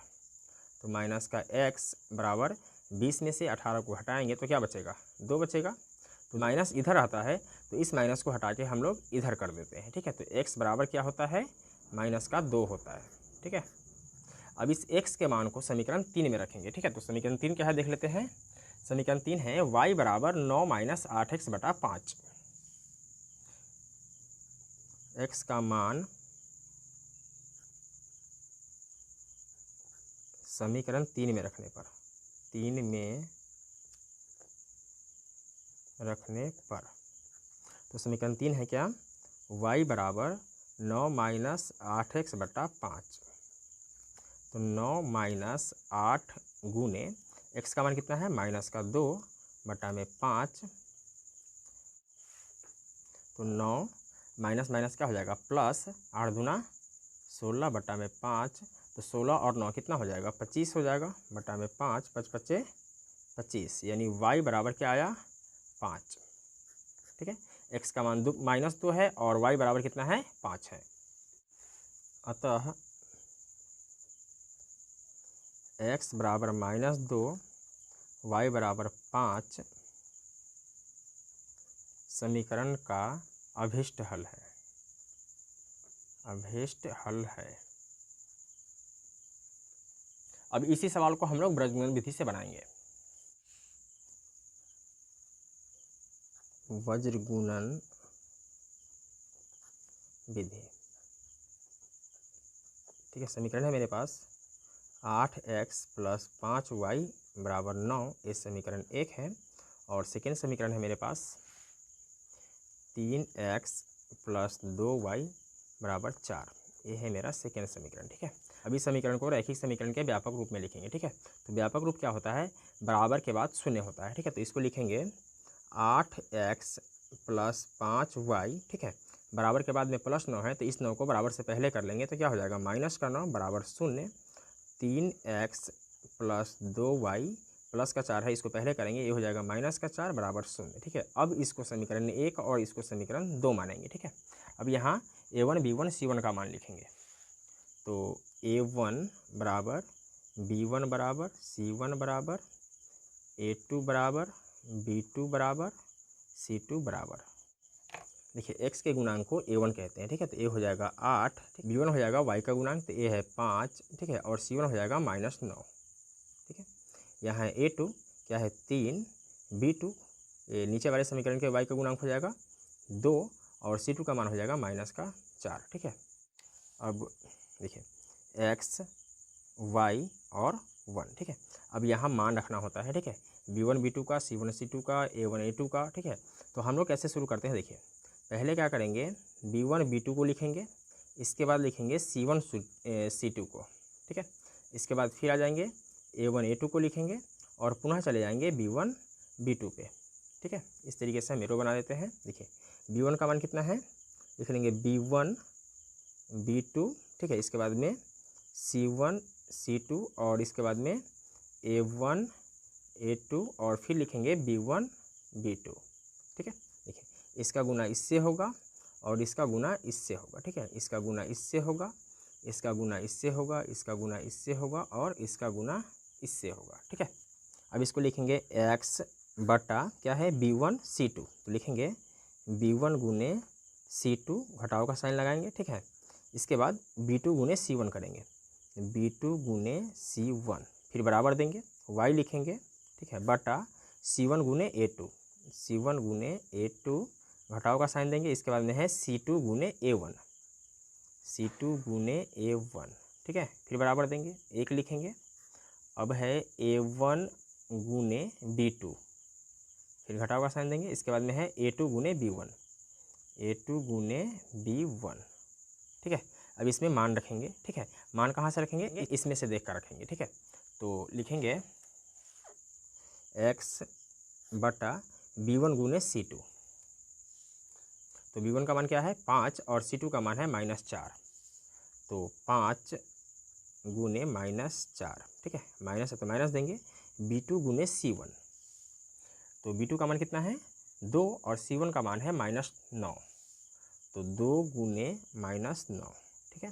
फिर बराबर देंगे y बटा C1 गुने A2, तो C1 का मान कितना है -9 और A2 का मान है 3, यानी -9 गुने 3, ठीक है। घटाव का साइन लेंगे। इसके बाद में क्या है C2 गुने A1, तो C2 का मान कितना है -4 और A1 का मान है 8, यानी -4 गुने 8, ठीक है। फिर बराबर देंगे 1 बटा A1 गुने B2, तो A1 का मान क्या है 8 और B2 का मान है 2, तो 8 गुने 2, फिर घटाव का साइन देंगे A2 गुने B1, तो A2 का मान कितना है 3 और B1 का मान है 5, तो लिखेंगे 3 गुने 5, ठीक है। अब इसको गुना करेंगे, इसको गुना करेंगे और इसके गुना में से इसके गुना को घटा देंगे, तो x बटा 5 चौका 20 क्या हो जाएगा -20 घटाव 9 दूना 18, यानी -18, ठीक है। फिर बराबर y बटा 9 तिया 27 -27 -8 चौक 32, यानी -32, ठीक है। फिर बराबर देंगे 1 बटा 8 दूना 16 -5 तिया 15, ठीक है। देखिए यहाँ x बटा -20, ठीक है, और बाहर माइनस होता है तो अंदर का साइन चेंज हो जाता है, ठीक है। तो क्या हो जाएगा प्लस हो जाएगा, यानी प्लस का 18 बराबर y बटा -27, बाहर माइनस होता है तो अंदर का साइन चेंज होता है, यानी प्लस का 32। फिर बराबर देंगे 1 बटा 16 में से 15 माइनस करेंगे तो क्या बचेगा 1 ही बचेगा। अब देखिए x बटा, देखिए माइनस का 20 है और प्लस का 18 है, तो क्या बचेगा माइनस का 2 बचेगा, ठीक है। बराबर y बटा -27 और प्लस का 32, तो क्या बचेगा प्लस का 5 बराबर 1 बटा 1। अब एक बार इसके साथ इसको लिखेंगे x बटा -2, ठीक है, बराबर 1 बटा 1, और एक बार लिखेंगे y बटा 5 बराबर 1 बटा 1, ठीक है। यहाँ क्रॉस गुना करेंगे तो x एकम क्या हो जाएगा x बराबर -2 का गुना हम 1 से करेंगे तो क्या हो जाएगा -2, ठीक है। y एकम y बराबर 5 एकम 5, ठीक है, यानी x का मान क्या आया -2 और y का मान क्या आया 5 आया, ठीक है। तो यही मेरा क्या हो जाएगा आंसर हो जाएगा। प्रश्न संख्या 4 है, निम्न समस्याओं में रैखिक समीकरणों के युग्म बनाइए और उनके हल यदि उनका अस्तित्व हो किसी बीजगणितीय विधि से ज्ञात कीजिए। कहने का मतलब ये है कि यहाँ किसी भी विधि का जिक्र नहीं किया गया है, आप किसी भी विधि से इस सवाल को बना सकते हैं, ठीक है। पहला भाग देखते हैं क्या कहता है। एक छात्रावास के मासिक व्यय का एक भाग नियत है तथा शेष इस पर निर्भर करता है कि छात्र ने कितने दिन भोजन लिया, ठीक है। देखिए छात्रावास का मतलब होता है हॉस्टल, जहाँ बच्चे लोग रहते हैं पढ़ते हैं और वहाँ उसका खाना पीना भी होता है, ठीक है। देखिए मासिक का मतलब होता है महीना, उसका एक भाग जो है वह नियत है कि आप 2 दिन खाइए, 5 दिन खाइए, 10 दिन खाइए, यह आपका फिक्स है कि इतना रुपया आपको देना ही पड़ेगा, ठीक है, वो नियत है। इसके बाद इस पर डिपेंड करता है कि छात्र ने कितने दिन भोजन लिया है, ठीक है। चलिए जब एक विद्यार्थी ए को जो 20 दिन भोजन करता है 1000 रुपया छात्रावास के व्यय के लिए अदा करने पड़ते हैं, ठीक है। देखिए एक विद्यार्थी ए है, ठीक है, जो 20 दिन भोजन करता है तो उसको 1000 रुपया छात्रावास के लिए अदा करने पड़ते हैं, ठीक है।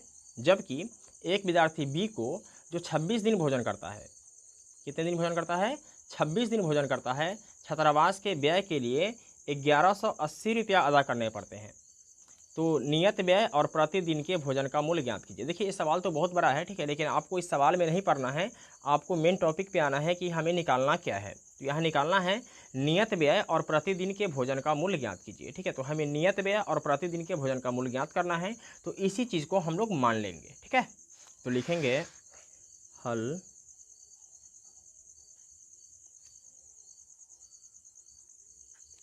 मान लिया कि नियत व्यय बराबर x रुपया है, ठीक है, और प्रतिदिन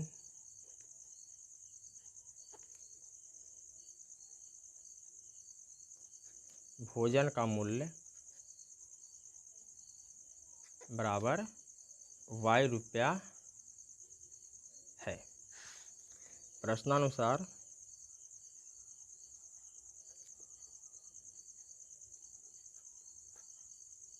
देखिए कह रहा है कि ए को जो 20 दिन भोजन करता है 1000 रुपया छात्रावास के लिए अदा करने पड़ते हैं। ठीक है, एक भाग तो उसका नियत है, यानी 100 रुपया तो उसको हर हाल में देना ही पड़ेगा। ठीक है, चाहे वो 1 दिन भोजन करे चाहे वो 10 दिन भोजन करे। ठीक है, इसके बाद जितना भी दिन भोजन करेगा, ठीक है, वाई रुपया के हिसाब से देना पड़ेगा। ठीक है, कहने का मतलब ये है कि 100 रुपया तो उसका फिक्स है। ठीक है, इसके बाद अगर वह 1 दिन भोजन करता है, ठीक है, तो वाई देगा। ठीक है, यानी एक्स में वाई जुड़ जाएगा।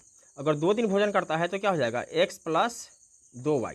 अगर 3 दिन करेगा तो एक्स प्लस 3y। ठीक है, इसी प्रकार वह 20 दिन भोजन करता है। ठीक है, तो क्या हो जाएगा, ये हो जाएगा एक्स प्लस 20y बराबर कितना रुपया देता है, 1000 रुपया देता है। ठीक है, ये हो जाएगा समीकरण 1।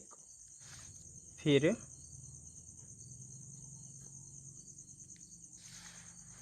बी को जो 26 दिन भोजन करता है 1180 रुपये अदा करने पड़ते हैं। ठीक है, यानी एक विद्यार्थी बी है जो 26 दिन भोजन करता है तो उसको 1180 रुपये देना पड़ता है, यानी एक्स तो फिक्स है। ठीक है, और इसके बाद वह 26 दिन भोजन करता है, इसका मतलब ये है कि 26 वाई हो जाएगा बराबर कितना रुपया देता है, 1180 रुपया देता है। ये हो जाएगा समीकरण 2। ठीक है, अब इसके बाद हमें ये नहीं कहा जा रहा था कि इस सवाल को किस विधि से बनाना है। ठीक है, तो हम क्या करते हैं कि विलोपन विधि का इस्तेमाल कर लेते हैं। ठीक है, क्योंकि वो विधि हमें बहुत अच्छा लगता है बनाने में।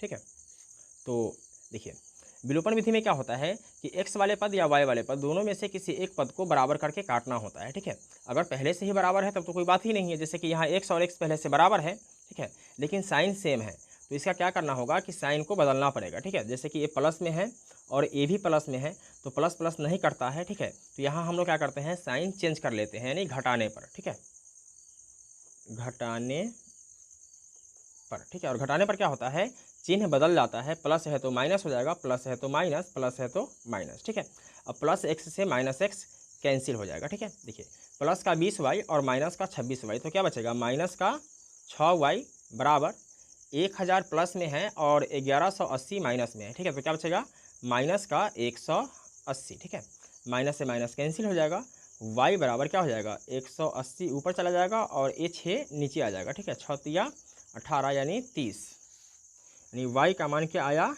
30 आया। अब इस y के मान को समीकरण 1 या 2 किसी में भी रख सकते हैं। ठीक है, तो y के मान को समीकरण 1 में रखेंगे, लिखेंगे y का मान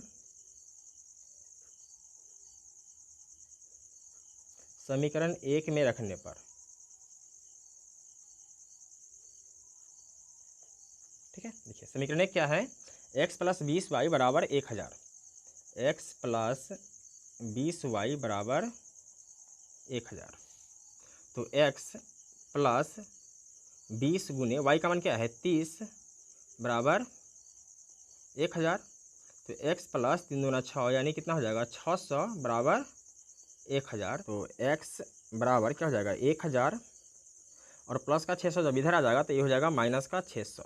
ठीक है, बराबर 1000 में से 600 को घटाएंगे तो क्या बचेगा, 400, यानी x बराबर क्या आया, 400। अतः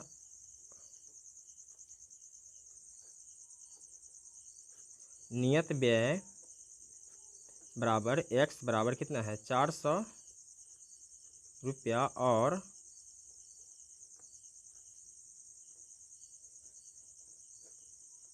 प्रतिदिन भोजन का व्यय यानी भोजन का मूल्य बराबर क्या है, y बराबर कितना आया है, 30 आया है। ठीक है, तो लिखेंगे 30 रुपया। ठीक है, यही क्या हो जाएगा, मेरा आंसर हो जाएगा। तो प्रश्न संख्या 4 का दूसरा भाग है, एक भिन्न 1/3 हो जाती है जब उसके अंश से 1 घटाया जाता है, और वह 1/4 हो जाती है जब हर में 8 जोड़ दिया जाता है, तो वह भिन्न ज्ञात कीजिए। तो यहाँ हमें क्या ज्ञात करना है, भिन्न ज्ञात करना है। तो सबसे पहले हम लोग ये समझते हैं कि भिन्न क्या होता है। तो भिन्न बराबर क्या होता है, देखिए भिन्न बराबर होता है अंश बटा हर। क्या होता है, अंश बटा हर। मान लीजिए कि अगर कोई संख्या 7/3 है, इसका मतलब ये है कि इसका अंश कितना है, 7 है और हर कितना है, 3 है। ठीक है, यानी अंश को अगर हम ऊपर कर दें और हर को नीचे कर दें तो क्या बन जाता है, भिन्न बन जाता है। ठीक है, तो यहाँ हम लोग मान लेंगे कि अंश x और हर y है। ठीक है, तो लिखेंगे हल मान लिया कि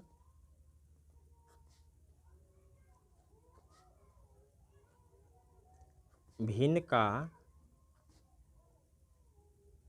अंश बराबर x और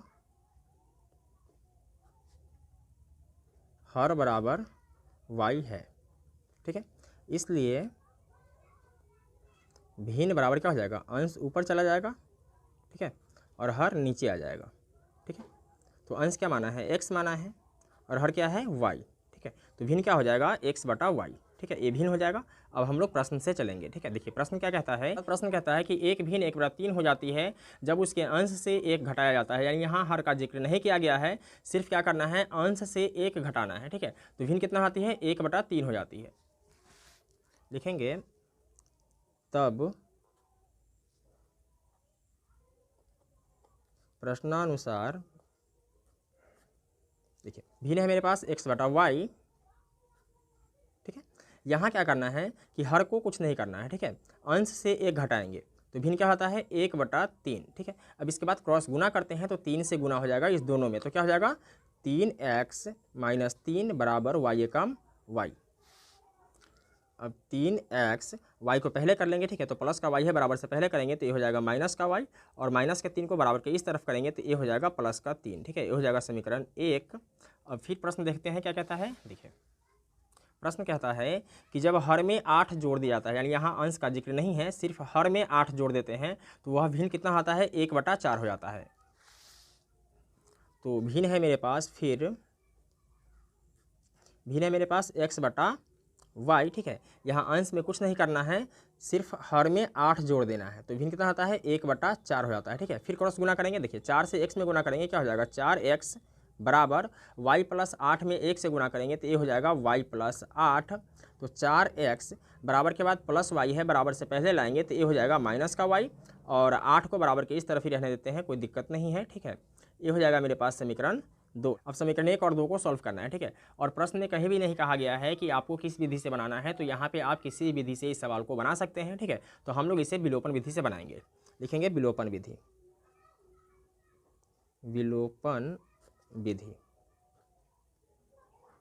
ठीक है, समीकरण 1 है मेरे पास 3x - y बराबर 3। ठीक है, और समीकरण 2 है मेरे पास 4x - y बराबर 8। ठीक है, ये समीकरण 1 है और ये समीकरण 2 है। देखिए विलोपन विधि में क्या होता है कि x वाले पद या y वाले पद, ठीक है, दोनों में से किसी एक पद को काटना होता है। ठीक है, और कटता कैसे है, जब ये दोनों पद बराबर हो, ठीक, और साइन अलग अलग हो। अगर सेम साइन भी होता है उसको भी हम लोग अलग अलग साइन में कर लेते हैं। ठीक है, तो यहाँ क्या है, माइनस माइनस है और y बराबर है। ठीक है, तो इसका साइन चेंज करके प्लस कर लेंगे। ठीक है, और प्लस कब होगा, जब हम लोग घटाएंगे, तो लिखेंगे घटाने पर, घटाने पर। ठीक है, देखिए प्लस का 4x है, ये हो जाएगा माइनस का 4x, माइनस का y है, ये हो जाएगा प्लस का y, और प्लस का 8 है, ये हो जाएगा माइनस का 8। ठीक है, अब इससे कैंसिल हो जाएगा। देखिए प्लस का 3x और माइनस का 4x, क्या बचेगा, माइनस का 1x बराबर प्लस का 3 है और माइनस का 8 है। ठीक है, यहाँ बड़े संख्या में से छोटे संख्या को घटा देते हैं और बड़े संख्या के आगे जो चिन्ह लगा होता है उसको लिख देते हैं। ठीक है, तो 8 में से 3 को घटाएंगे तो क्या बचेगा, 5, और माइनस लगा हुआ है तो माइनस लगा देंगे। ठीक है, अब माइनस से माइनस क्या हो जाएगा, कैंसिल हो जाएगा, यानी x बराबर क्या आया, 5 आया। ठीक है, अब इस x के मान को समीकरण 1 या 2 दोनों में से किसी में भी रख सकते हैं। तो हम लोग यहाँ समीकरण 1 में रखेंगे। लिखेंगे x का मान समीकरण 1 में रखने पर, 1 में रखने पर। ठीक है, तो समीकरण 1 क्या है मेरे पास, समीकरण 1 है 4x - y बराबर 8, 4x - y बराबर 8। ठीक है, तो 4 गुने x का मान कितना है, 5, माइनस का y बराबर 8। ठीक है, तो 4 पंचे 20 माइनस y बराबर 8, तो माइनस का y बराबर 8 को पहले लिखेंगे और प्लस का 20 जब बराबर के इस तरफ आ जाएगा तो ये हो जाएगा माइनस का 20। ठीक है, यानी माइनस y बराबर क्या बचेगा, माइनस का 12। ठीक है, माइनस से माइनस कैंसिल हो जाएगा, यानी y बराबर क्या है, 12। ठीक है, अतः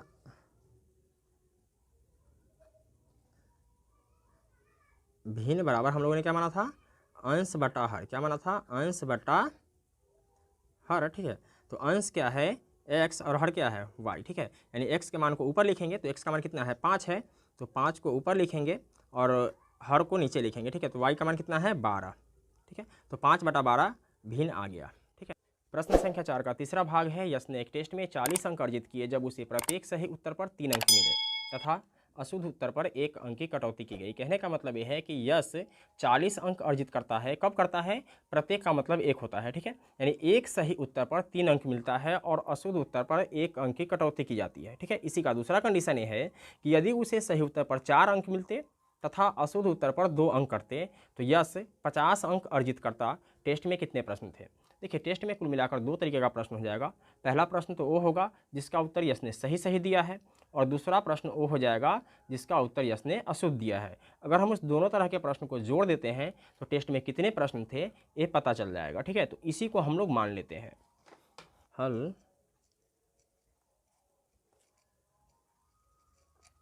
मान लिया कि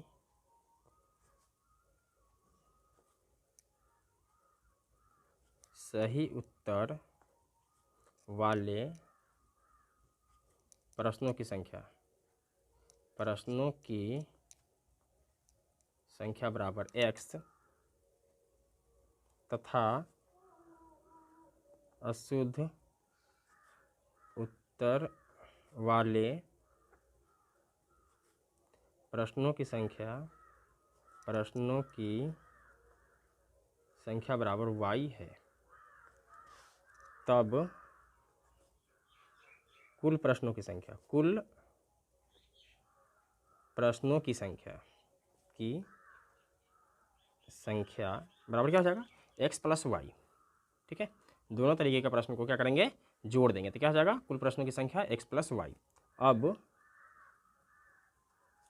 प्रश्नानुसार देखिए, प्रश्न क्या कहता है? यश ने एक टेस्ट में 40 अंक अर्जित किए जब उसे प्रत्येक सही उत्तर पर, यानी एक सही उत्तर पर कितने अंक मिले?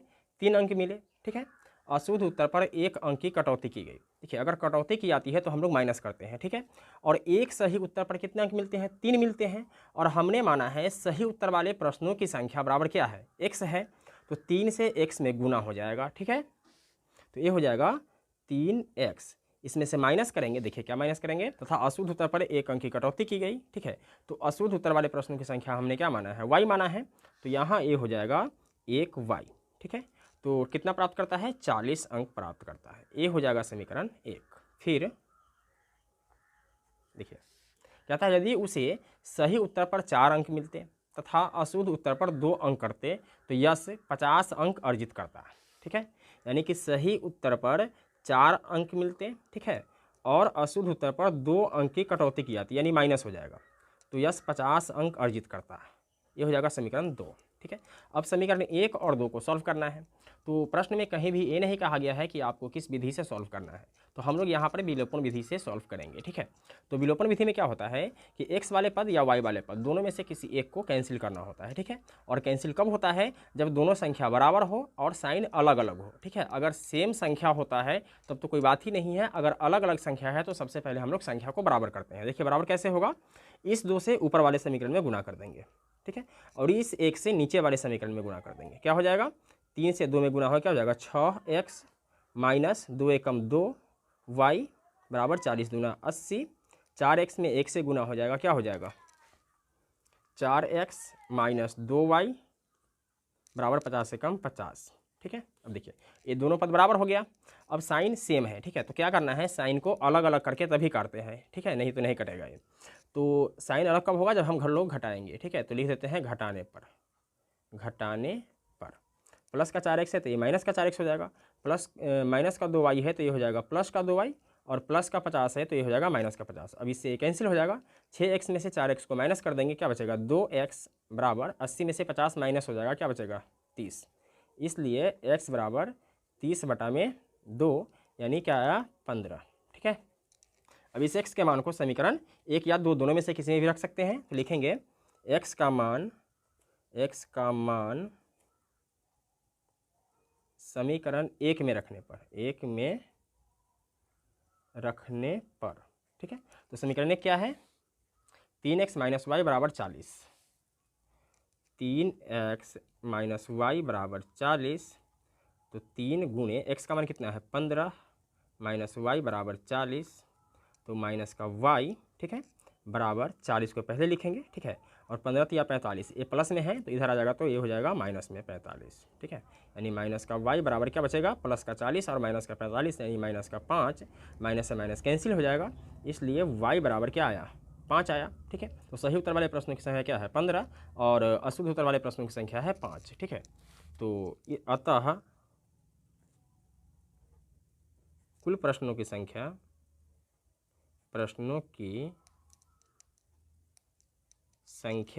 क्या है, x प्लस वाई था ना, ठीक है।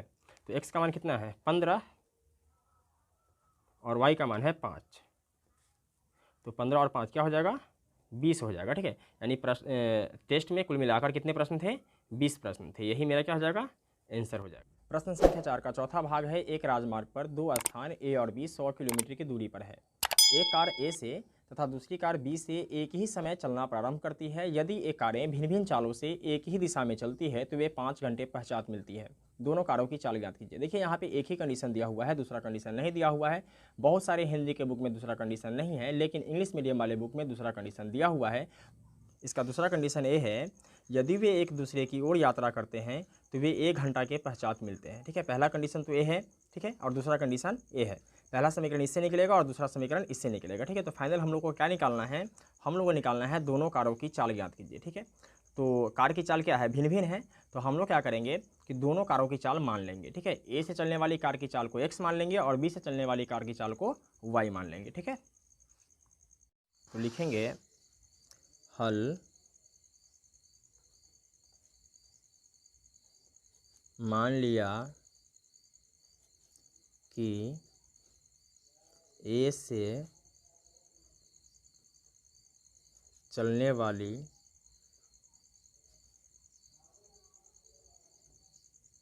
कार की चाल बराबर x किलोमीटर प्रति घंटा और B से चलने वाली कार की चाल बराबर ये हो जाएगा y किलोमीटर प्रति घंटा, ठीक है। तब प्रश्नानुसार देखिए प्रश्न क्या कहता है, प्रश्न कहता है कि एक राजमार्ग पर दो स्थान A और B 100 किलोमीटर की दूरी पर है, ठीक है। देखिए एक राजमार्ग हमने मान लिया, ठीक है। अब यहाँ एक बिंदु A है और एक बिंदु A है, ठीक है। इस बिंदु को A मान लेते हैं और इस बिंदु को B मान लेते हैं। इस दोनों बिंदु के बीच की दूरी है, ये है 100 किलोमीटर, ठीक है। अब आगे पढ़ते हैं। कहता है कि एक कार A से तथा दूसरी कार B से एक ही समय चलना प्रारंभ करती है। यदि ये कारें भिन्न भिन्न चालों से एक ही दिशा में चलती है तो वे 5 घंटे पश्चात मिलती है, ठीक है। 5 घंटे पश्चात मिलती है, यानी एक कार A से चलती है और दूसरी कार B से चलती है, ठीक है, और एक ही दिशा में चलती है। कहने का मतलब है कि इधर की तरफ चलती है, ठीक है। देखिए अगर मान लीजिए कि अगर कार B से चलती है, ठीक है, यहाँ तक आती है, इस बिंदु को मान लेते हैं C, ठीक है, और एक कार A से चलती है, यानी यहाँ से चलना प्रारंभ करती है और C तक पहुँचती है, ठीक है। तो इसको क्या समय कितना लगता है, 5 घंटे लगता है, ठीक है। तो एक फार्मूला है, दूरी बराबर चाल गुने समय, ठीक है। इसको आप लोग याद कर लेंगे, ठीक है। तो चाल हमने क्या माना है, x माना है, ठीक है, और समय कितना लगता है, 5 घंटे लगता है, ठीक है। तो फाइनली क्या हो जाएगा, 5x दूरी, ठीक है। तो ये जो दूरी है ये कितना है, 5x, ठीक है। और ये जो दूरी है ये क्या हो जाएगा, देखिए इसको भी 5 घंटे ही लगता है, ठीक है, क्योंकि कार का चाल जो है वह अलग अलग है, ठीक है। तो इसका जो समय है, ये चाल है कितना, y, ठीक है, और समय कितना लगता है 5, यानी क्या हो जाएगा 5y, ठीक है। तो यहाँ हम लिख लेंगे 5y, ठीक है। अब देखिए यहाँ से यहाँ तक की दूरी में से अगर हम ये दूरी घटा दें, ठीक है, तो कितना बचेगा, 100 किलोमीटर बच जाएगा, ठीक है। तो लिखेंगे 5x माइनस 5y बराबर दूरी कितना है, 100 किलोमीटर, ठीक है। अब देखिए 5 से इसमें भी भाग लग रहा है, इसमें भी और इसमें भी, ठीक है। तो 5 कॉमन ले लेंगे, ठीक है, यानी 5 को कॉमन लेते हैं तो इसमें क्या बचता है, x माइनस वाई बराबर 20 पंचे 100, फाइनल x माइनस वाई बराबर 20, ये हो जाएगा समीकरण 1, ठीक है। अब इसका दूसरा कंडीशन है यदि वे एक दूसरे की ओर यात्रा करते हैं तो वे 1 घंटा के पश्चात मिलते हैं। कहने का मतलब ये है, देखिए एक बिंदु ए है और एक बिंदु ए है, ठीक है, इसको ए मानते हैं और इसको बी मानते हैं, ठीक है। यानी अगर ए इधर की तरफ यात्रा करता है, ठीक है, और ए इधर की तरफ यात्रा करता है, ठीक है, तो 1 घंटे के पश्चात मिलता है, ठीक है। तो दूरी क्या हो जाएगा, एक एक्स इसका और एक वाई इसका, ठीक है, यानी फाइनल एक्स और फाइनल वाई, ठीक है। और दूरी कितना है, 100 किलोमीटर, ठीक है। तो इस दोनों को अगर हम जोड़ दें, यानी फिर एक्स प्लस वाई बराबर क्या हो जाएगा, 100 किलोमीटर, ठीक है। ये हो जाएगा समीकरण 2, ठीक है। अब समीकरण 1 और समीकरण 2 को बनाना है, ठीक है। और प्रश्न में कहीं भी नहीं कहा जा रहा है कि आपको किस विधि से बनाना है, तो हम लोग विलोपन विधि से बनाएंगे, ठीक है। आपको जो भी विधि अच्छा लगता है आप बना सकते हैं, कोई दिक्कत नहीं है।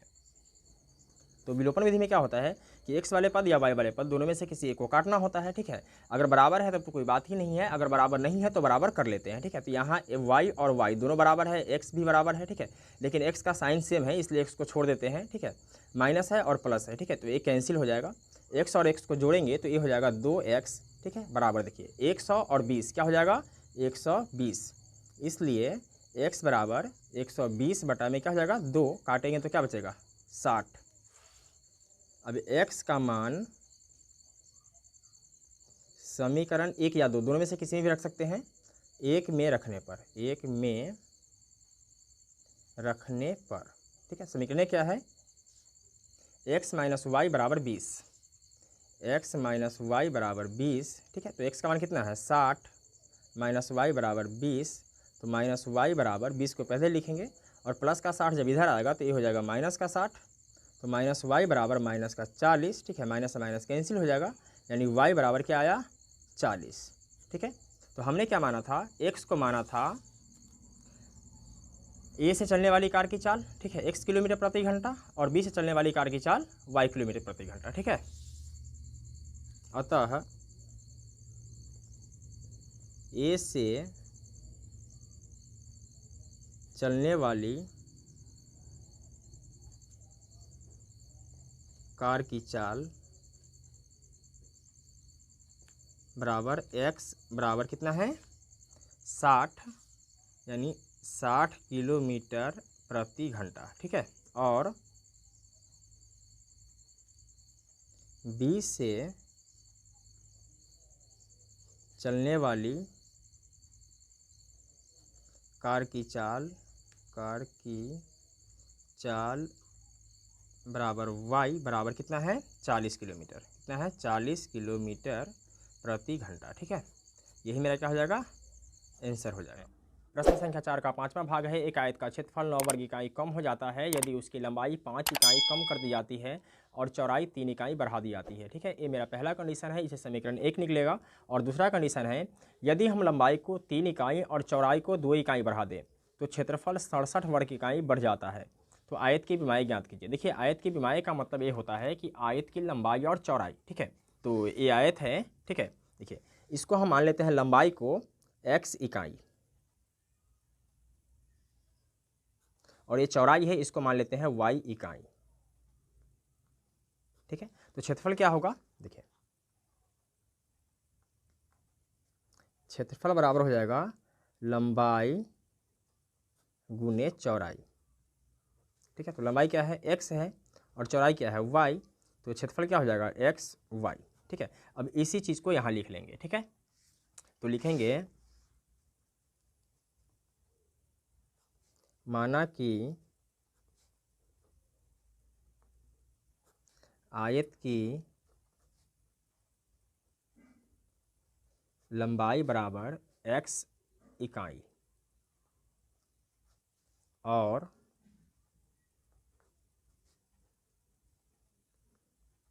आयत की चौड़ाई बराबर y इकाई, ठीक है। तो क्षेत्रफल क्या हो जाएगा, तब आयत का क्षेत्रफल बराबर क्या होगा लंबाई गुने चौड़ाई, ठीक है। तो लंबाई गुने चौड़ाई, ठीक है। लंबाई क्या माना है x माना है और चौड़ाई क्या माना है y माना है, तो ये हो जाएगा x गुने y बराबर xy, ठीक है। अब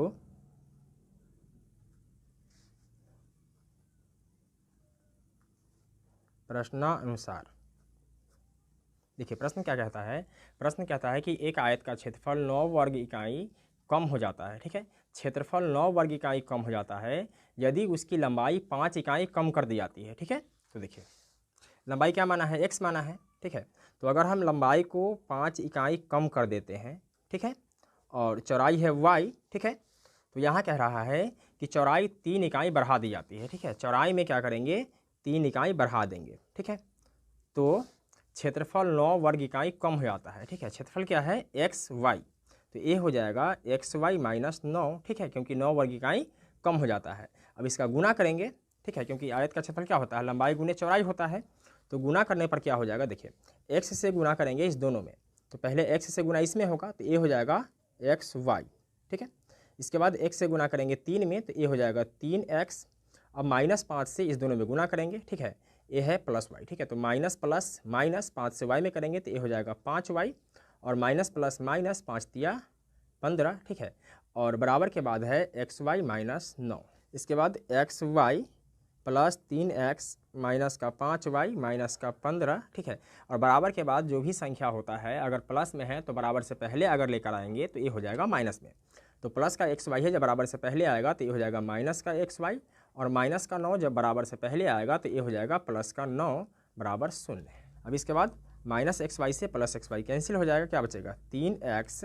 ठीक है, माइनस का 5y, और माइनस का 15 और प्लस का 9 क्या बचेगा, माइनस का 6 बराबर 0। तो 3x माइनस का 5y माइनस का 6 जब बराबर के इस तरफ आएगा तो ये हो जाएगा प्लस का 6। ठीक है, ये हो जाएगा समीकरण 1। फिर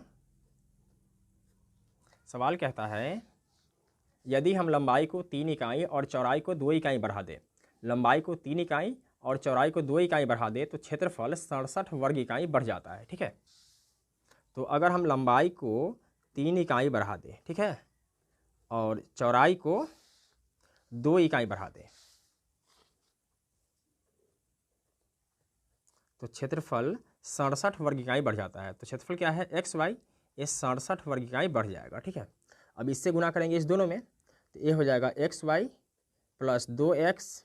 ठीक है, 3 से y में गुना होगा, क्या हो जाएगा 3y, 3 से 2 में गुना करेंगे, ये हो जाएगा 3 दूना 6, और बराबर एक्स वाई प्लस 67।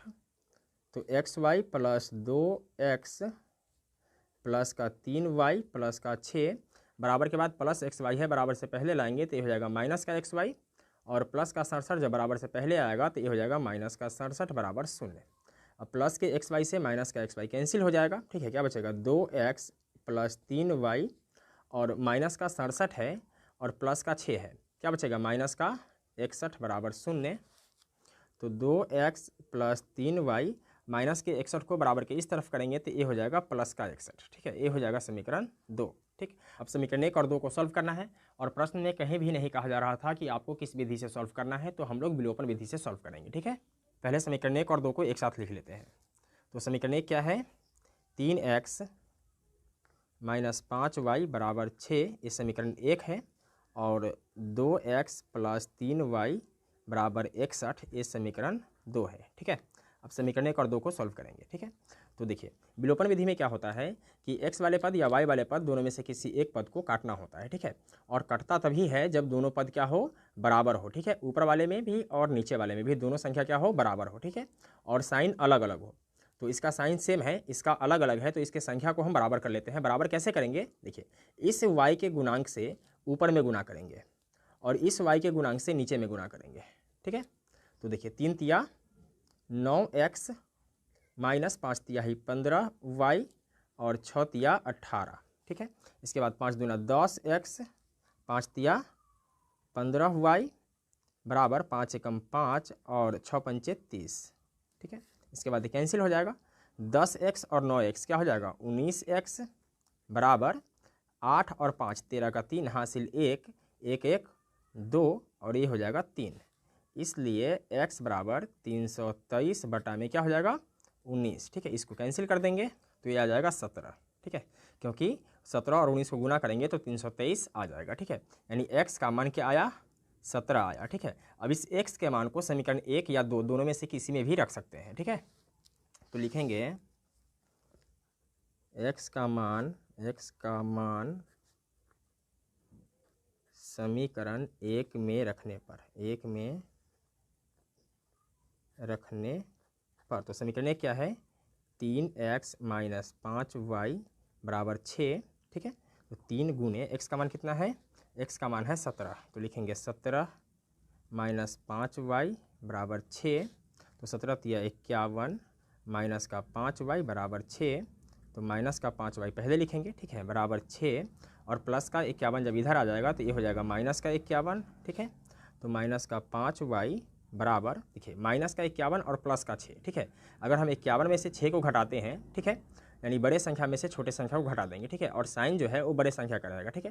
तो 51 में से 6 घटेगा तो क्या बचेगा, 45, तो ये हो जाएगा माइनस का 45, माइनस से माइनस कैंसिल हो जाएगा, इसलिए y बराबर 45 बटा में क्या हो जाएगा 5, ठीक है, यानी 5 नमा 45, यानी y बराबर क्या आया 9 आया, ठीक है। और हम लोगों ने क्या माना था, देखिए हम लोगों ने माना था आयत की लंबाई बराबर x और आयत की चौड़ाई बराबर y, ठीक है। तो ये जो है आयत की लंबाई, अतः आयत की